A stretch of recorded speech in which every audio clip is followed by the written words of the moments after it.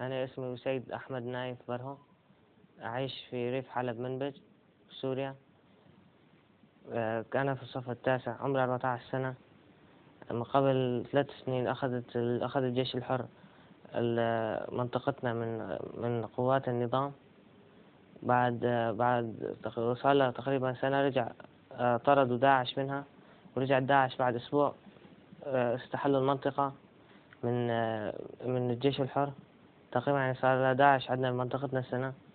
ولما كانت يعني علاقتنا بالقوات النظام يعني عادية، حتى يعني أحيانا يسوون لنا مشاكل. كنت رايح صلاة الجمعة، شفت إعلان بالجامع إنه تعليم دروس قرآن. أنا لما خذيت إذن أهلي رحت على الجامع. أول كم يوم أعطونا قرآن، بعدين قال لنا الشيخ أنا لازم أعطيكم شيء أهم من القرآن، هو العقيدة والجهاد وهذا الكلام. بعدين لما أعطانا من العقيدة إنه العقيدة هي إذا ما تموت أنت مسلم، ولازم تقاتل الكفار وما تخلي كافر على الأرض. أنا لما رحت طلعت من البيت هربت هريبة. لما كانوا يعطونا دروس العقيدة يقولون لا تقولوا لأهلكم إنه نعطيكم هيك. مشان إيش؟ مشان يمنعوكم تجون على الجامعة بعدين. لهيك قالوا يعني قنعونا حتى هربنا من البيت. كان معاي كنا مجموعة، هذولاك ما اسماني متأكد إذا انتسبهم ولا لا، لكن أنا رحت على منطقة ثانية انتسبت مع ولاية إدلب. خذونا على المعسكر بريف حماة. قام شفت عندهم يعني شغلات مو كويسة، يعني شغلات مسيئة للإسلام. قام هنا أنا عرفتم إنه مو إسلام. وعرفت إنه يعني هذول كلهم معناه حكي مع الشيعة مو صحيح. رحت قلت لأمير المعسكر اسمه أبو الدرداء، قلت له إنهم هم هيك يسوون. قال لي نحاسبهم. لا يحاسبهم ولا شيء. يعني هين حاولت أهرب من المعسكر. بالليل يضلوا يضربوا يعني واحد راحت واليه تضرب عليه الضوء حتى يرجع، وبالنهار يضلوا يطلعوا عليه حتى يرجع، إذا ما رجع يضربوه برصاص. كنت أنا أصغر واحد وكلهم أكبر مني. كان في معانا من الشيشان، من السعودية، من تونس، المغرب، ليبيا، من جنوب أفريقيا، من بنغلاديش، من ألمانيا. كان أول شيء كان مسؤول عن التدريب واحد معانا اسمه مأمون. مأمون لكن نسيت أبو إيش لقبه. بعدين راح هو أول كم يوم دربنا، راح يعني خلانا نضرب بمعسكر تدريبنا. كان كله 3 طلقات كلاشينكوف بس، فكوا تركيب البارودة. قام بعدين راح إجانا واحد شيشاني كمان هو معانا، هو معانا بالمعسكر. إجا يعني دربنا شوي على الرياضة، كم يعني هيك حركات شلون تنبطح، هيك حركة حركتين. وبعدين يجي واحد اسمه أبو يوسف قناص، هذا مدرب يعني مثل مدرب معسكرات. جي علمنا على كم حركة تكتيك ما تكتيك. بعدين بعد فترة يعني بعد تقريبا 25 يوم بقينا بالمعسكر، جم قالوا لنا لازم انتم تروحون على العراق. قلنا لهم طيب نحن نضلي مأهلنا وشي يعني صغير، وقالوا لا لازم تروح العراق مو بكيفك بالجبالي. خذونا على العراق أول شي. بعدين لما طلعنا من المعسكر جابونا على الرقة، وصلنا تقريبا بالرقة عند المغرب باصين، كل باص فيه 25 واحد.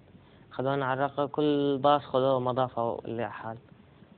وثاني يوم بعد صلاة الفجر، يعني تقريبا بعد صلاة الفجر بساعة طلعنا على العراق من الدير الزور على الحسكة للموصل. حتى وصلنا للموصل بركونا بمضافة. يعني لما وصلت الموصل قلت أني ما عاد أقدر أرجع لسوريا أهرب. قلت أحسن شيء أسلم حالي القوات العراقية. قلت إذا بدي أسجل حالي مقاتل وسلمت حالي راح يقتلوني، يعني بمعركة راح يتركوني يقتلوني. أما لما حزام أفرجيهم إنه ما عندي شيء، إنه خلاص أنا جيت أسلم حالي وشي، ما راح يقتلوني ولا شيء. بعدين طلبونا بعد ضليت تقريبا أسبوع بالموصل. كانت طيران أمريكي يظل يحوم فوق بالليل وبالنهار يقصف، لكن ما كان قريب من منطقتنا أو شيء. بعدين طلبونا ولاية بغداد. يجي أمير المضافات اللي بالموصل قال ولاية بغداد بدها شخصين. أنا رفعت إيدي، واحد معي ألماني اسمه محمد الألماني. وكان تقريبا عددنا بالمضافة هاي الانتحاريين كان كلها تقريبا كان عددنا 22 واحد، يعني 15 16 واحد كانوا انتحاريين والباقي انغماسية. خذونا غيرونا مضافة نمت نمنا فيها. تاني يوم بعد صلاة الفجر طلعنا استنينا سيارة أبو جعفر، كانوا السيارتين ضبع، واحدة بيضة واحدة لون حمراء. مشينا من الطريق على بيجي، يعني من قريبة من بيجي طريق صحراء، كله كان صحراء. كنا نحن بالسيارة أنا ومحمد الألماني، وكانوا 4 معنا، واحد شخص اسمه أبو دنيا، شخص اسمه أبو سامة، 2 ما أعرف أسمائهم. حتى وصلنا للرمادي. من الرمادي توصلنا على المنطقة الشط، يعني عبرنا بيها. كان معانا هذا اللي صجم، كان معانا صجم، يعني عبرناه معانا، جبناه من الموصل. كان بعدين عبرنا بالقارب على الطرف الثاني. بعد ما عبرنا شفنا يعني ناس استقبلتنا، ودتني لعند أبو علي، أنا وأبو محمد الألماني، ودوني لعند أبو علي. بعد ما ودوني عند أبو علي أخذني على المضافة، كانوا فيها 3، 2 مصريين، واحد هولندي. وشفنا هناك بالمضافة، شفت أبو علي وجانا أبو جعفر. لما اجانا على المضافة حتى عرفت إنه هو الوالي. مشينا بطرق فرعية مشان ألقم المسدس. حاولت ألقمه ما أحسنت، كان في ناس. قال لي تروح تلقمه ورا الراية الخضراء. رحت لقمت ورا الراية الخضراء، رفعت للأمان الدقمة، طلعت وراه، يعني كان رايح قدامي. مشيت وراه، ما انتبهت إنه على الجامعة، صار على قدامي. مشيت وراه، قلت ضيعت الجامع. كان رجعت لورا، يعني قلت بلكي كان ورا الراية الخضراء. رجعت على الراية الخضراء، شفت الجامع. رحت وصلت على الجامع.